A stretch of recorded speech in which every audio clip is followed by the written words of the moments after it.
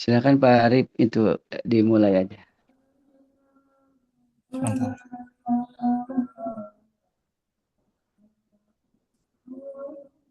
Ini Pak Dadan atau saya Pak yang ini ya Pak? Pak Arif aja dulu yang ininya. Oke, sebentar.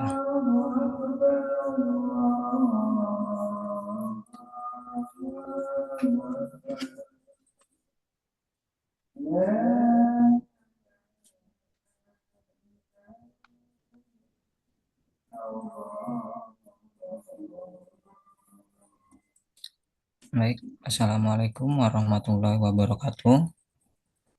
Waalaikumsalam warahmatullahi wabarakatuh.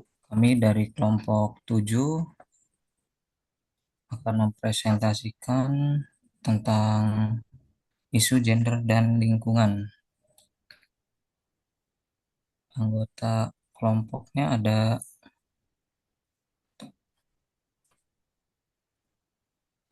Pak Dadan, terus ada saya sendiri, dan ada Mbak Sagita. Baik, untuk mempersingkat waktu, eh, saya langsung saja ya ke pembahasannya.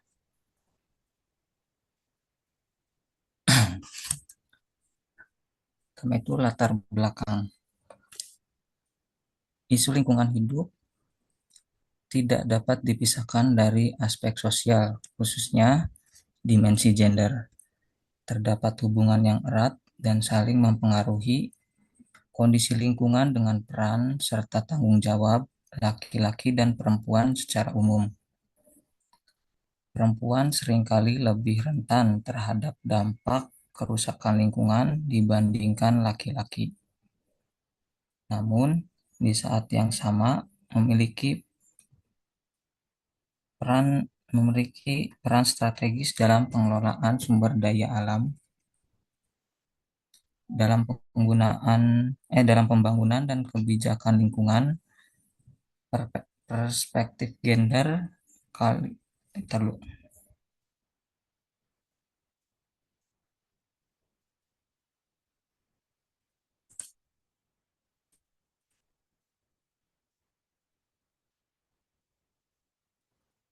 Perspektif gender seringkali terabaikan.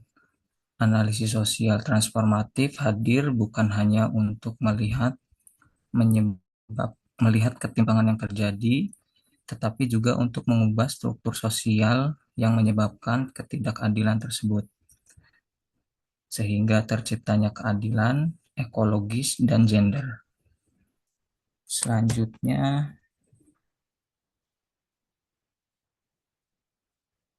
masuk ke rumusan masalahnya. Yang pertama itu, bagaimana hubungan antara gender dan isu lingkungan hidup, bagaimana dampak kerusakan lingkungan yang dirasakan secara berbeda oleh laki-laki dan perempuan. Yang ketiga, bagaimana pendekatan analisis sosial transformatif dapat menjawab tentang isu gender dan lingkungan. Selanjutnya, kita masuk ke konsep dasar. Gender itu gender perbedaan peran, tanggung jawab, dan harapan yang dibentuk oleh masyarakat atau budaya antara laki-laki dan perempuan. Yang kedua itu lingkungan. Lingkungan itu kesatuan ruang dan semua benda, daya, keadaan, dan makhluk hidup, termasuk manusia dan perilakunya, yang mempengaruhi alam itu sendiri. Terus ada analisis transformatif, pendekatan yang tidak hanya mencari solusi praktis, tetapi juga mengubah akar masalah, struktur kekuasaan, norma sosial, dan hubungan yang tidak adil.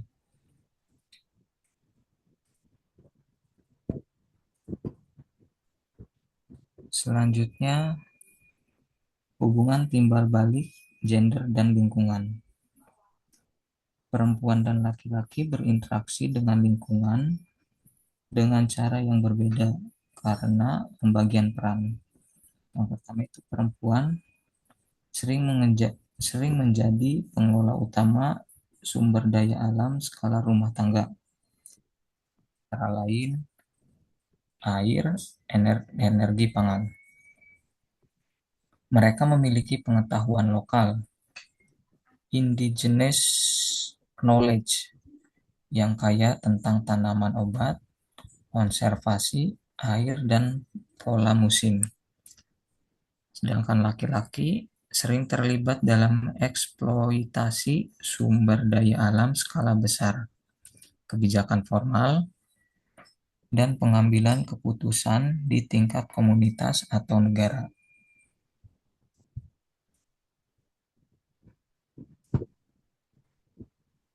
Selanjutnya saya Pak Arif.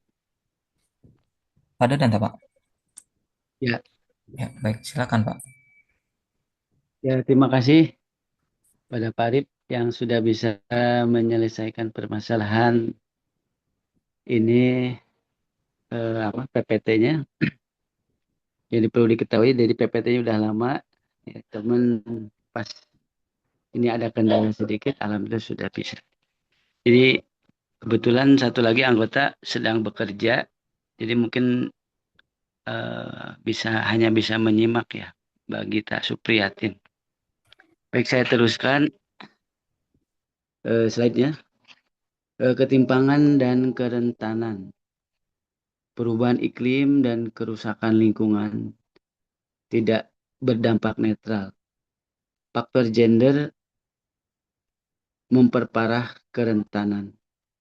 Satu, akses terbatas. Perempuan seringkali memiliki akses yang lebih sulit terhadap teknologi, informasi, peringatan dini bencana, dan layanan keuangan dibanding laki-laki. Yang kedua, beban ganda. Saat terjadi bencana alam atau kekeringan, beban mencari air dan bahan bakar semakin berat dan memakan waktu lebih lama, yang jatuh sebagian besar pada perempuan dan anak perempuan.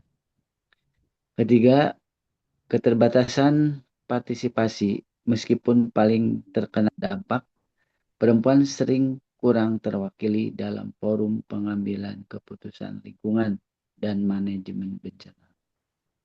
Selanjutnya, peran perempuan sebagai agen perubahan.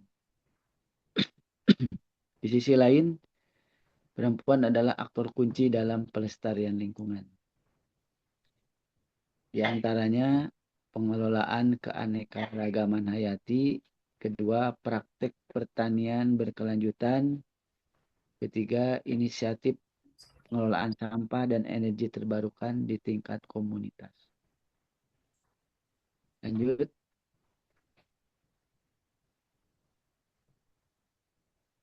pendekatan transformatif. Dalam analisis sosial transformatif, solusi yang ditawarkan mesti yang pertama mengubah struktur, menghapus hambatan hukum dan sosial yang menghalangi partisipasi perempuan. Yang kedua, membagikan manfaat, memastikan laki-laki dan perempuan sama-sama menikmati manfaat dari sumber daya alam. Ketiga, memberdayakan, meningkatkan kapasitas perempuan dalam kepemimpinan lingkungan. Yang keempat, mengubah pola pikir bahwa isu lingkungan adalah tanggung jawab bersama, bukan hanya tugas perempuan atau tugas laki-laki semata. Kesimpulan, isu gender dan lingkungan saling berkaitan erat. Ketidakadilan gender memperburuk kerusakan lingkungan. Dan sebaliknya, kerusakan lingkungan memperparah ketidakadilan gender. Pendekatan transformatif diperlukan untuk tidak hanya mengelola alam, tetapi juga mengubah relasi kuasa dan peran sosial agar pembangunan berkelanjutan dapat tercapai. Mungkin itu saja pemaparan dari kelompok 7 tentang isu gender dan lingkungan. Ya, mudah-mudahan apa tadi yang telah dibacakan memantik pada teman-teman sekalian yang hadir pada kesempatan sore ini atau malam ini ya. Walaupun ini jam kedua tapi dimajukan ke jam pertama. Mudah-mudahan semuanya bisa istilahnya mendapatkan lah sedikit ilmu dan penerangan terhadap isu-isu gender dan lingkungan.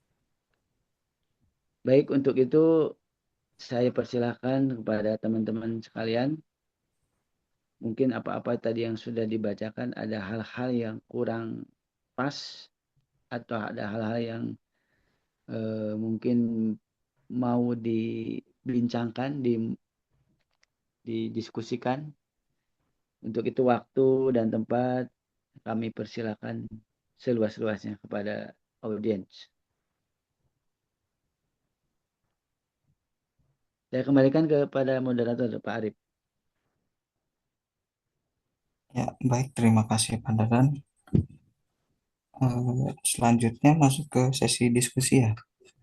Mangga teman-teman barangkali ada pertanyaan atau sanggahan atau tanggapan atau mau menyampaikan pendapat dipersilahkan.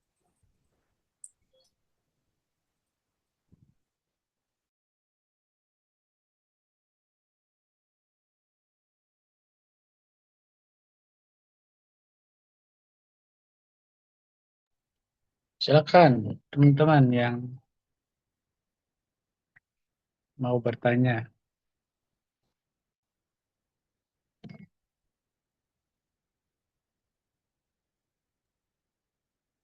Harus bertanya. Soalnya kalau tidak bertanya ada dua kemungkinannya. Udah ngerti atau tidak mengerti. Silakan teman-teman.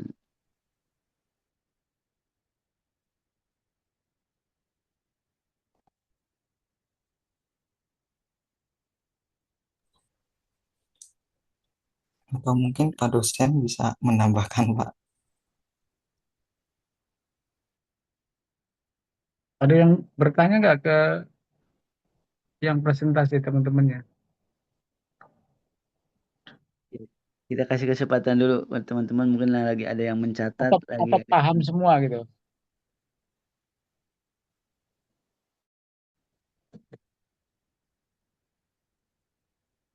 Kalau udah paham berarti udah berhenti, udah selesai ya.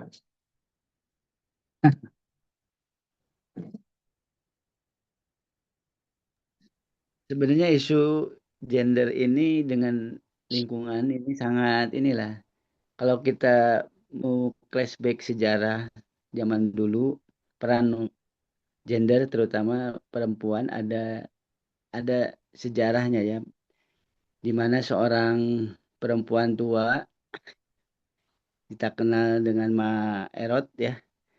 Beliau eh, dengan gigih dan bekerja keras bagaimana mencari sumber air dari bukit dari puncak bukit supaya air itu sampai ke sawah ladang para petani di bawah masyarakat. Sehingga mereka ibu ini dia membuat parit kecil dari puncak bukit dari sumber air itu dibuat parit kecil dibelok-belokin sehingga air yang dari puncak bukit itu sampailah ke ladang-ladang masyarakat. Sehingga di zaman Presiden Soeharto beliau mendapatkan hadiah Kalpataru ya, pejuang lingkungan gitu. Makanya isu gender ini sangat sangat penting dipahami dan kita eh, sebagai masyarakat harus bisa mencontoh bagaimana lingkungan ini bisa lestari, di mana tidak hanya tugas laki-laki yang berkebun, berladang, tapi perempuan juga bisa ikut andil dalam menjaga kelestarian lingkungan. Gitu. Itu mungkin salah satu ini contoh daripada isu gender ini.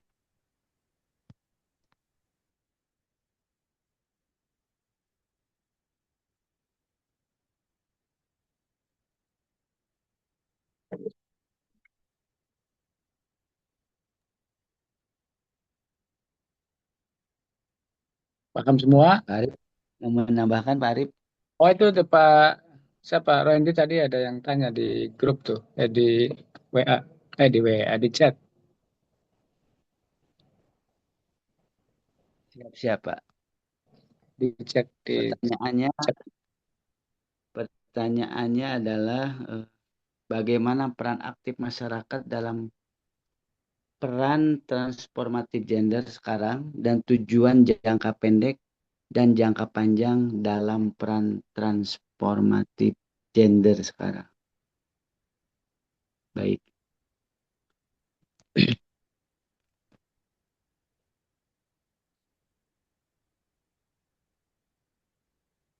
Arif mau mencoba menjawab?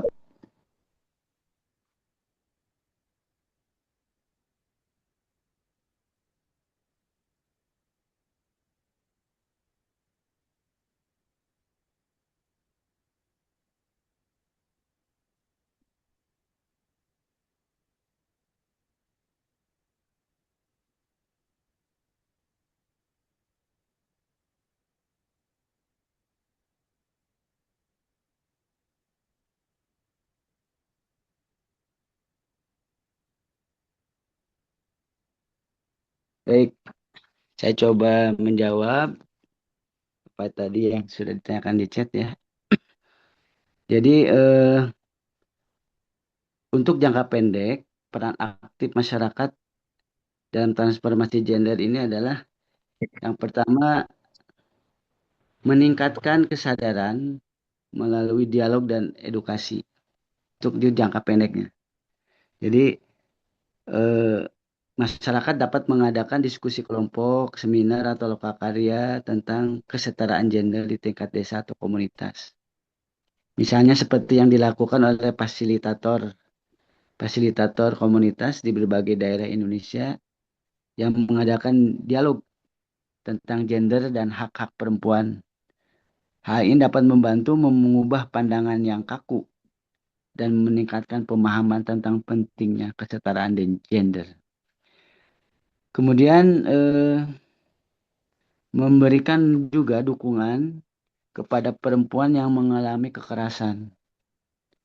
Masyarakat dapat menjadi pendukung dan pendamping bagi perempuan yang menjadi korban kekerasan berbasis gender. Jadi mereka dapat memberikan informasi tentang hak-hak perempuan, membantu mereka mengakses layanan bantuan seperti rumah perlindungan untuk lansia atau perempuan yang KDRT atau hotline pengaduan dan memberikan dukungan secara psikologis. Kemudian jangka pendek juga untuk jangka pendeknya itu mendorong partisipasi perempuan dalam ekonomi lokal. Jadi masyarakat dapat membantu perempuan mengembangkan usaha kecil dan menengah atau UMKM dan dengan memberikan pelatihan keterampilan dan akses ke modal serta mendukung pemasaran. Sedangkan untuk jangka panjangnya adalah mendorong partisipasi perempuan dalam politik dan pengambilan keputusan untuk masyarakat dan lingkungannya di mana perempuan atau gender ini berada gitu kan. Kemudian mengubah norma sosial dan budaya yang tidak adil. Jadi pejuang-pejuang perempuan secara politik di DPR RI atau MPR RI berjuang untuk mengubah paradigma dan sosial dan kebudayaan yang terjadi di masyarakat tingkat bawah untuk semuanya itu bisa mendapatkan keadilan. Secara jangka panjangnya mungkin di secara politik lah ya. Banyak perempuan-perempuan yang terjun di dunia politik sehingga bisa membela kaumnya gitu. Kemudian membangun sistem dan kebijakan yang responsif gender. Masyarakat dapat bekerja sama dengan pemerintah dan lembaga lainnya untuk membangun sistem dan kebijakan yang responsif gender. Jadi peraturan-peraturan perundang-undangan ini bisa secara langsung berdampak kepada baik itu perempuan atau laki-laki yang mengalami kesulitan gitu kan.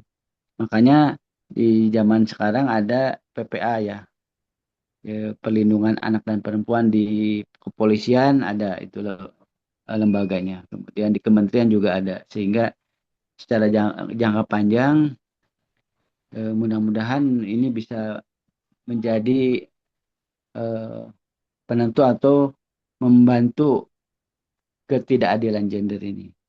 Itu saja mungkin dari saya. Silakan Pak Arif kalau mau menambahkan.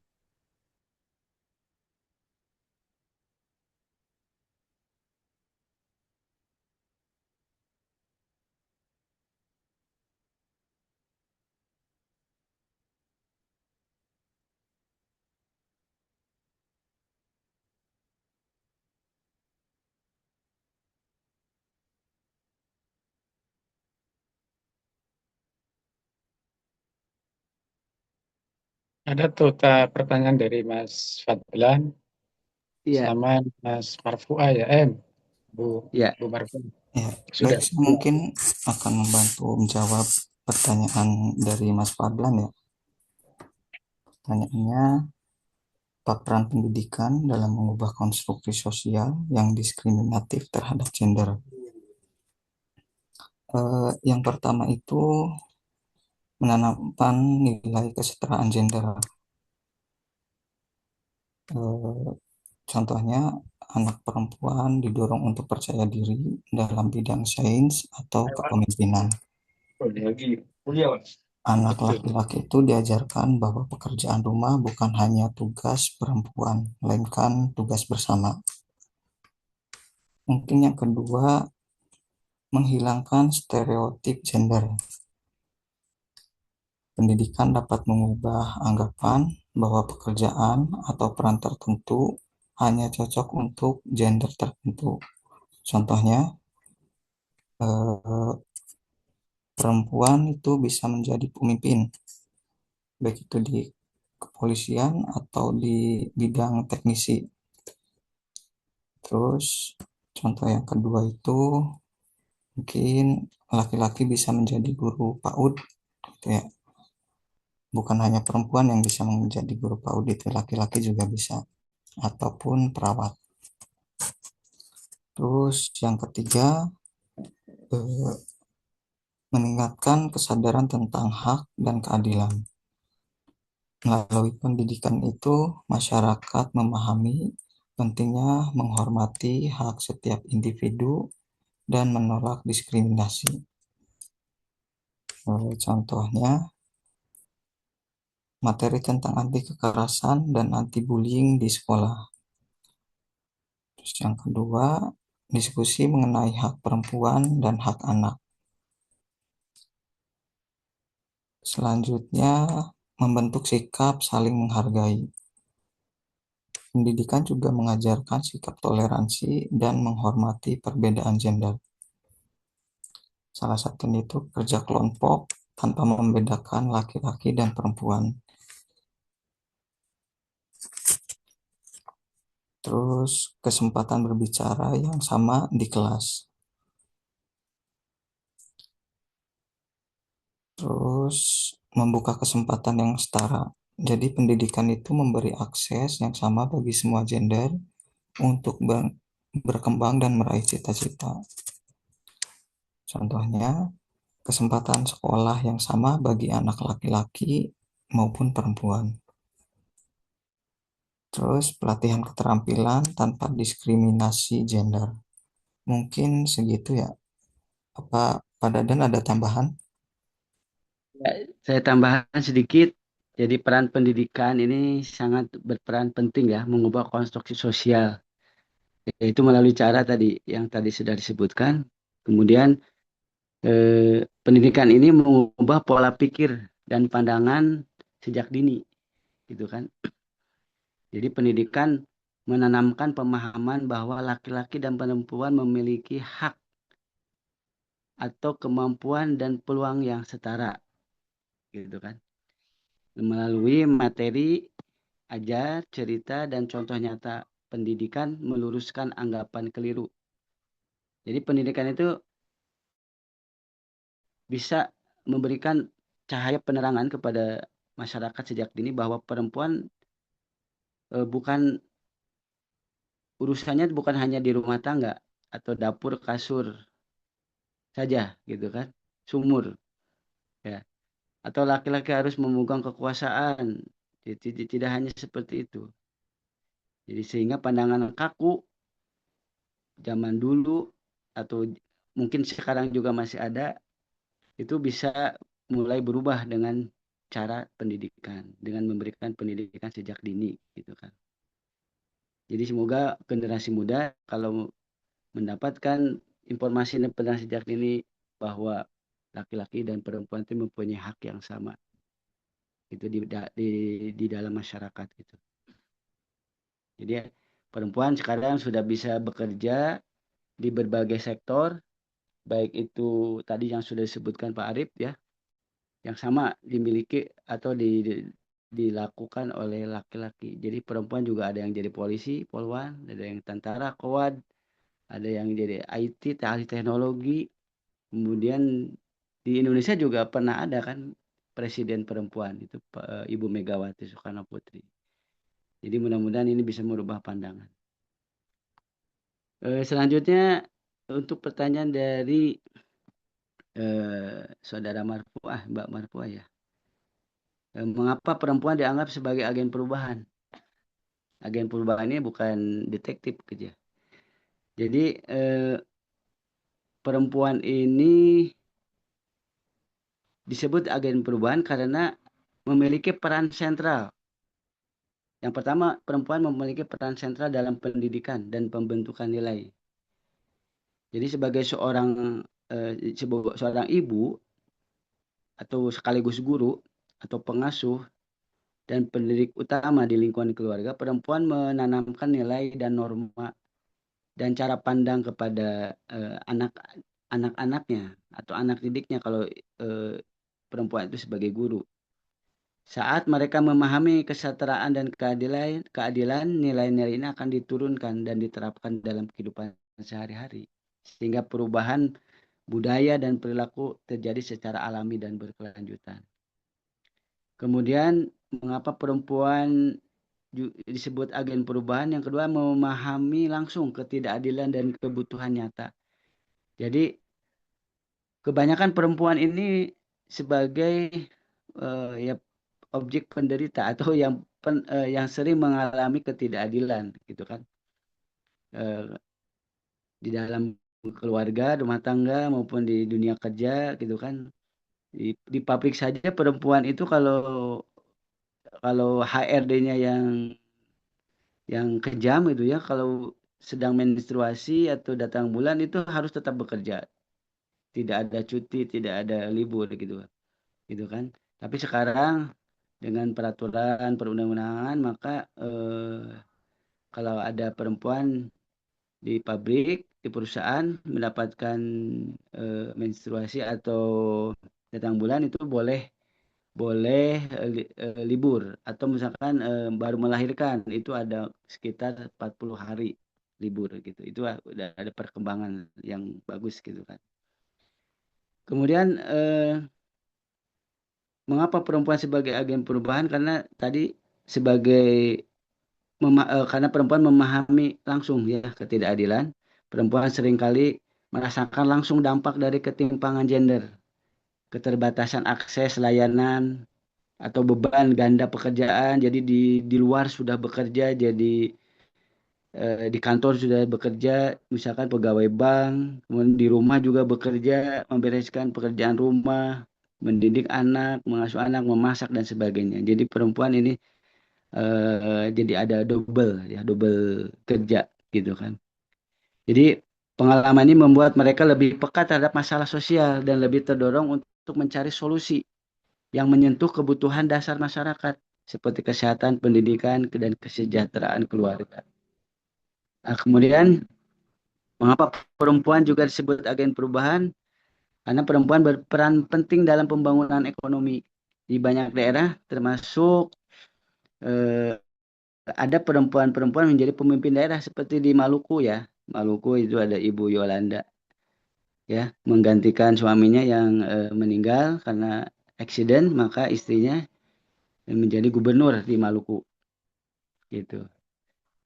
Jadi berperan dalam pembangunan dan ekonomi gitu.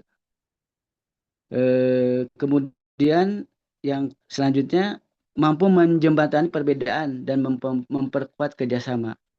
Jadi di samping yang sudah disebutkan di atas, perempuan itu juga bisa menjadi moderator. Moderator itu jadi penghubung antara pihak pertama dan kedua. Misalkan ya orang perempuan disebut notaris lah ya, notaris. Bekerja sebagai notaris, dia bisa menyelesaikan permasalahan antara penjual dan pembeli, gitu kan?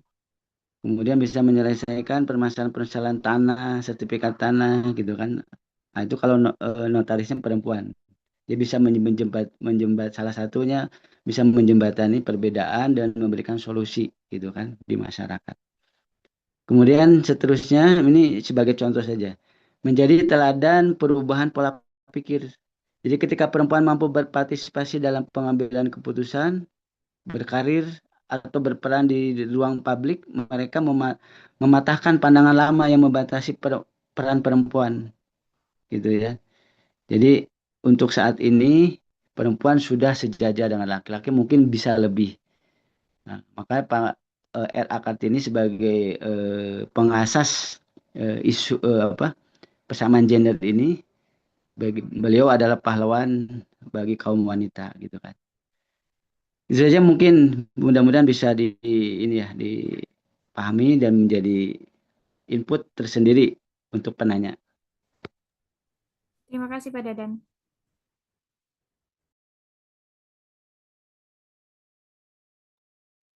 Masih ada pertanyaan lagi, Pak Arif? Mengapa masyarakat kecil sering menjadi korban ketika terjadi kerusakan lingkungan, sementara pihak yang paling banyak mengambil keuntungan justru jarang menerima dampaknya secara langsung? Ya mungkin ini pengalaman ya, pengalaman realitas yang terjadi hari ini gitu kan, di mana masyarakat kecil yang tadinya mempunyai lahan, mempunyai sawah, mempunyai kebun, mempunyai ladang, kemudian ladang itu dijual kepada pengembang perumahan, kemudian akhirnya lahan berkebun, bertani dan sebagainya itu sudah hilang. Nah, kemudian di di puncak, di Bogor, di puncak itu para petani yang tadinya pemilik lahan, kemudian lahannya dijual kepada pengusaha, kemudian dibuat pila. Akhirnya petani itulah yang menjaga pila, yang dulunya adalah notabene adalah tanah milik petani. Setelah dibangun pila, petani itulah yang menjaga, merawat pila, menjaga, merawat bangunan yang didirikan oleh pengusaha, gitu kan. Atau mungkin pengusaha itu membeli tanah dari petani untuk dijadikan tempat wisata, gitu kan.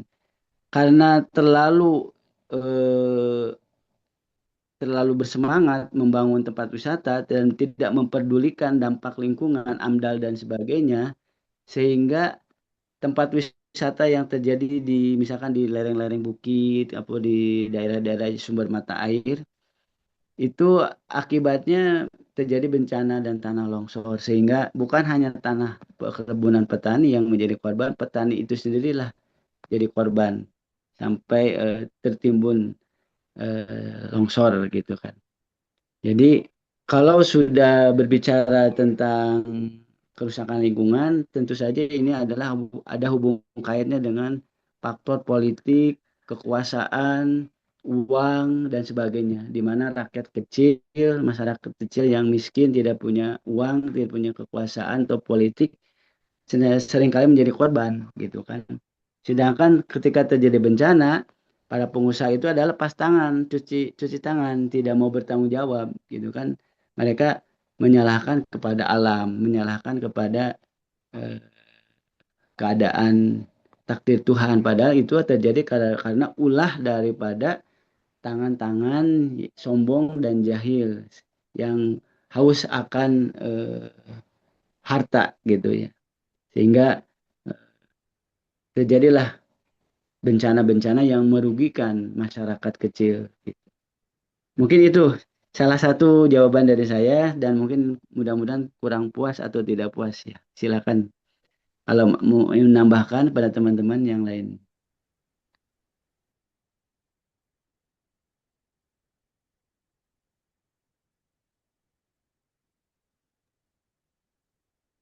Pak Arif mau menambahkan, Pak Arif? Cukup mungkin Pak Dadan. Cukup, cukup ya, Iya, Pak. luar biasa. Mudah-mudahan Terima kasih ditambahkan. teman-teman yang presentasi di materi gender transformatif. Kalau pertanyaannya apa bedanya gender transformatif dengan gender yang eh, kita pahami pada umumnya? Kan ada tambahan tuh, gender transformatif gitu. Sehingga itu menunjukkan ada pembeda. Teman-teman memahaminya apa? Sampai ada istilah gender transformatif. Pernah dengar nggak ada responsive gender, ada mainstreaming gender, ada gender transformatif? Itu kira-kira apa ya yang teman-teman pahami pembedanya?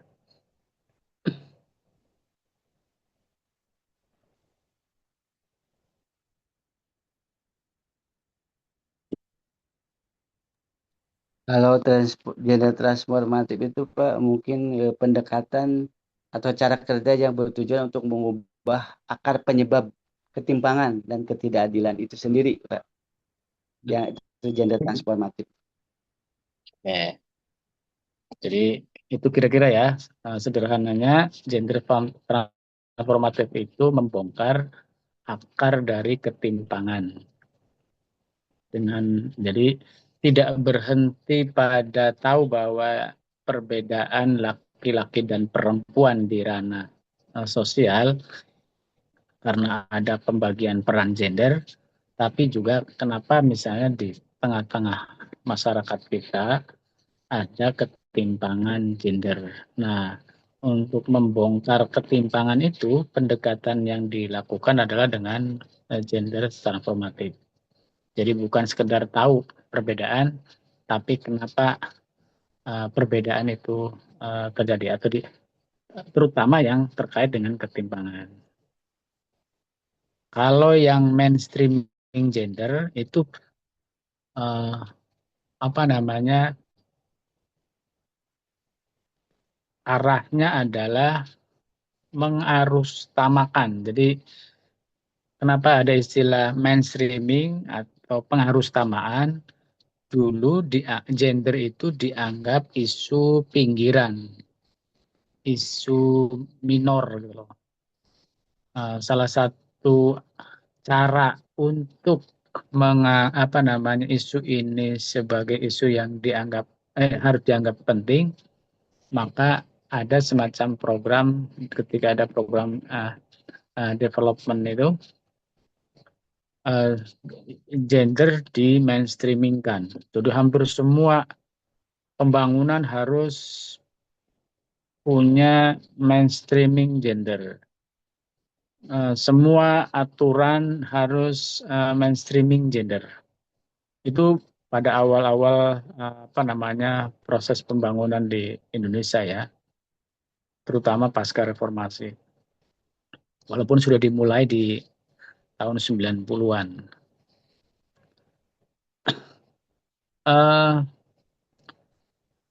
Termasuk ada angka minimal di dalam Undang-Undang 30% itu termasuk indikasi dari kerja mainstreaming gender. Walaupun sekarang itu tidak lagi populer istilah itu, tapi muncul kembali dengan istilah yang lebih inklusif lagi, yaitu dengan cara GEDSI, gender dan disabilitas. gender inklusi dan disabilitas. Jadi hampir semua kelompok-kelompok marginal kira-kira masuk termasuk disabilitas gitu sih. Nah, ada lagi apa namanya ada istilah lagi responsive gender. Responsive gender itu semua program harus apa namanya mengecek keterwakilan gender. Jadi misalnya kalau ada kegiatan dicek berapa laki, berapa perempuan. Terus kalau daftar hadir, misalnya kalau ada tulisan untuk menegaskan partisipasi, itu harus dicek berapa jumlah laki-laki, berapa jumlah perempuan. Itu kategori responsive gender. Jadi istilah-istilah itu punya makna ya, jadi tidak sekedar gender. Jadi implikasinya pada apa namanya proses-proses program, pada proses-proses kebijakan, pada proses-proses membangun rumusan rencana-rencana pembangunan. Nah, kira-kira itu sebagai penegas. Terima kasih teman-teman sudah bisa berbagi. Saya kira cukup ya yang terkait dengan materi ini. Nah, Ada pertanyaan dikit Pak nih yang menggelitik ya Pak. kenapa? Jadi kan sebenarnya isu gender ini kan untuk penyelesaian permasalahan kesenjangan antara laki dan perempuan ini kan mungkin hanya mengurangi saja Pak ya, tidak istilahnya mah secara permanen sebab kan secara kodrat kan laki-laki dan perempuan itu berbeda Pak ya. Di dalam Al-Quran sendiri Arizalu qawwamuna 'alan nisa. Jadi laki-laki itu ada pemimpin bagi kaum perempuan. Jadi di dalam Al-Quran sudah jelas bahwa laki-laki itu memimpin bagi perempuan. Cuman di dalam konteks ini mungkin istilahnya mah gimana Pak ya? Istilahnya dikurangi kesenjangannya atau gimana? Coba ayat Arijalu itu sampai selesai. Jangan hanya berhenti sampai alat nisa. Lanjutannya. Tes saya ini dulu Pak ya, cari dulu. Biar utuh maksudnya. Jadi itu ayat yang biasa digunakan laki-laki ketika ingin mengatakan bahwa pemimpin itu hanya laki-laki gitu. Padahal dicek dulu teks ayatnya keseluruhan. Kenapa ada teks itu? Dan apa keseluruhan teksnya? Biar nanti kita memahami bahwa tidak hanya itu maknanya gitu loh. Tidak sekedar makna pemimpin itu hanya laki-laki.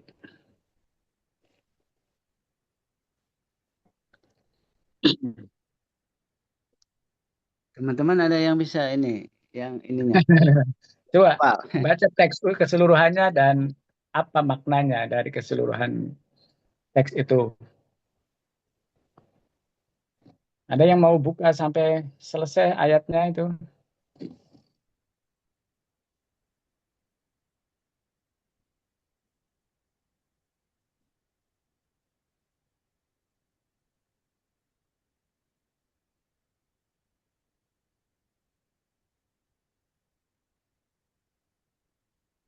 ada apa ini Pak? Ada? Mudah-mudahan ini, mudah-mudahan Silakan. eh, Quran surat An-Nisa ayat 34 ya. Hmm. Laki-laki adalah penanggung jawab atas perempuan karena Allah telah melebihkan sebagian mereka atas sebagian yang lain dan karena mereka telah menafkahkan sebagian dari hartanya. Itu Maka alasannya. perempuan-perempuan yang Maka perempuan yang saleh adalah mereka yang taat dan menjaga diri ketika suaminya tidak ada. karena Allah telah menjaga mereka. Dan perempuan-perempuan yang kamu khawatirkan akan nusyuz, berilah mereka nasihat, tinggalkanlah mereka di tempat tidur, dan kalau perlu berilah peringatan. Jika mereka mentaati kamu, maka janganlah kamu mencari-cari jalan untuk menyusahkan mereka. Sungguh Allah Maha Tinggi lagi Maha Besar. Mungkin itu Pak, kurang lebih. Ya, An makna alasan dari teks itu, kenapa Allah tidak menurunkan teks langsung bahwa laki dan perempuan bisa memimpin, bisa jadi pemimpin. Karena itu ayat yang dimulainya adalah karena konteks masyarakat saat itu adalah patriarki, makanya ayat patriarki ditaruh di depan. Tapi coba lanjutkan cara bacanya adalah kenapa dia diberi kelebihan si laki-laki atas sebagian perempuan. Paham nggak kira-kira atas sebagian perempuan? Jadi sebagian laki-laki dilebihkan atas sebagian ba'duhum ba'don. Artinya dalam masyarakat itu ada sebagian yang dipimpin oleh perempuan. Karena apa? Nah, karena apanya? Lanjutannya nanti di teman-teman kalau baca di terjemahan apa namanya uh, Al-Quran yang terakhir oleh Kementerian Agama itu maknanya berubah karena laki-laki itu bisa memberi nafkah Ya, wa atas bima pada anfaqu keluarga. min Hmm, anwalihim ya Pak, karena ya, menafkahkan hartanya. hartanya. Jadi kalau misalnya ada masyarakat yang kemudian itu perempuan juga memberi nafkah, bukan tidak mungkin itu artinya perempuan bisa memimpin di keluarga. Nanti ada tafsirnya di apa namanya tafsir yang dikeluarkan oleh Kementerian Agama yang mungkin sekitar tahun 2000-an ya. Itu berbeda. Jadi kalau tadi makna teks anunya begitu, asalnya begitu. Jadi dari teks itu saja sebenarnya laki dan perempuan punya peluang untuk memimpin. Hanya saja masyarakat uh, Arab saat itu adalah patriarki. Kalau misalnya langsung turun ayatnya itu dalam bentuk ayat kesetaraan, masyarakatnya pasti menolak teks itu. Itu konteks kenapa ada teks membaca konteks saat itu. Jadi kira-kira begitu ya. Lalu yang kedua dipahami juga di banyak keluarga juga uh, ada banyak maksudnya sudah ada misalnya di masyarakat perempuan laki-lakinya sudah tidak produktif misalnya karena kecelakaan, karena apalah penyakit. Lalu yang produktifnya adalah perempuan, kira-kira begitu. Artinya yang memberi nafkah adalah perempuan gitu. Nah, untungnya di dalam ayat itu ba'duhum auliyaum ba'dun. Jadi sebagian laki-laki memimpin atas sebagian perempuan. Karena apanya? Karena dia memberi manfaat, memberi nafkah kepada keluarganya itu. Kira-kira begitu ya. Nanti ada banyak ayat lagi yang bisa kita tekskan. Oke, cukup dulu yang materi ini. Yang Par sudah siapkah? Yang Ibu Neti, bagaimana Ibu Neti? Ada yang japri katanya. Ya saya yang jabri itu Pak. Oh, kamu yang sedih. Kenapa tidak Tadi saya tersedia cek Pak, materinya? pertama terkait tentang grupnya, ya kan Mas Faisal nggak balas Pak. Di sini ada Ibu Neti kelompok 7 itu gimana ya Ibu Neti? Halo. Karena sesudah war-war belum ngirim-ngirim itu. Terus saya japri nggak belum dibuka Pak.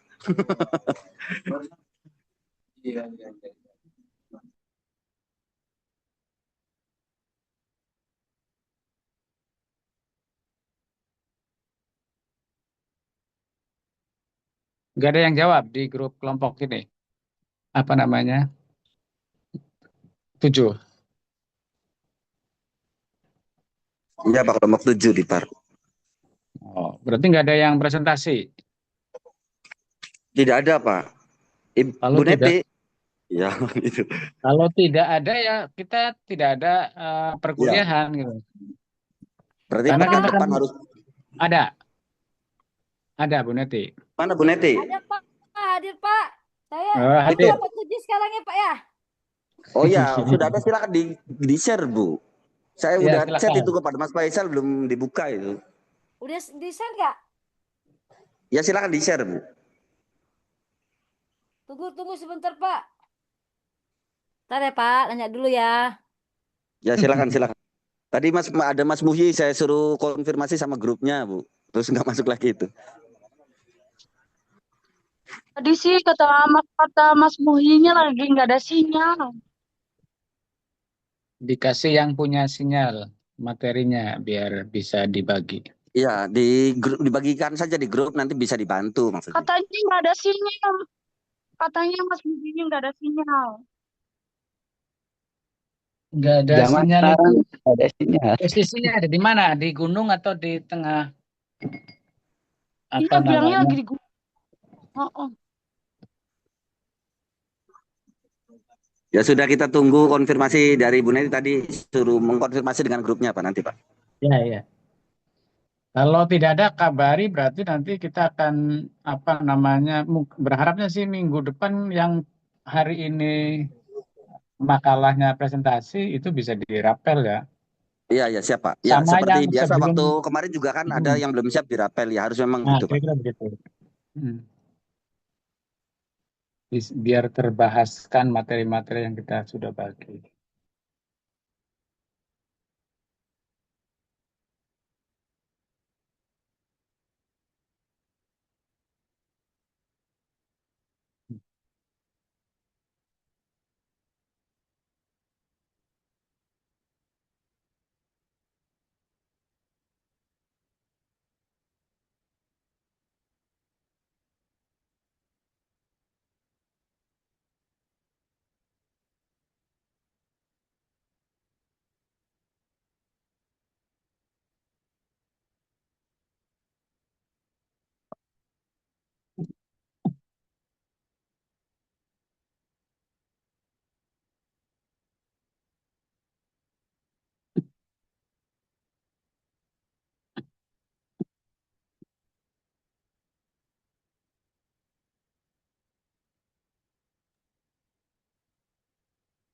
Mbak Faisal.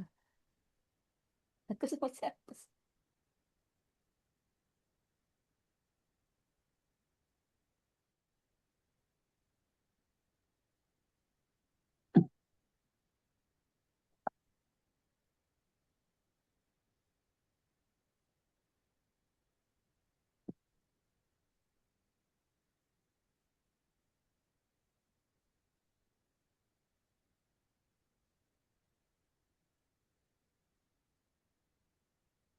Di mana Ibu Neti? Belum Pak. Kayaknya kita belum siap deh Pak. Nah, bagus. Jadi gini Bu, kalau pekan depan harus sudah siap Bu ya di Iya, Pak di jam Hendy. awal ya Bu ya. Heeh.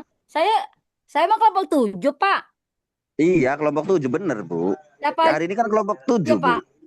Kelompok 7 siapa aja Pak? Pak Andin Kalau Terpadila. Coba diingat lagi. cek Bu di grupnya itu Ibu sama Mas Muhyi Hidayat terus lagi sama Mas Faisal. Aduh. Kalau dicek Bu Soalnya grupnya kita Bu. nggak ada komunikasi Pak. Oh iya silakan. Kan ada itu ya Bu ya. Iya ini Kan Mas Muhyinya WA ke saya. Hah? Disangkanya saya segrup. Pak Rohendi, iya Bu. Pak, gimana Pak? berarti nanti minggu depan grup kelompok 8 ya?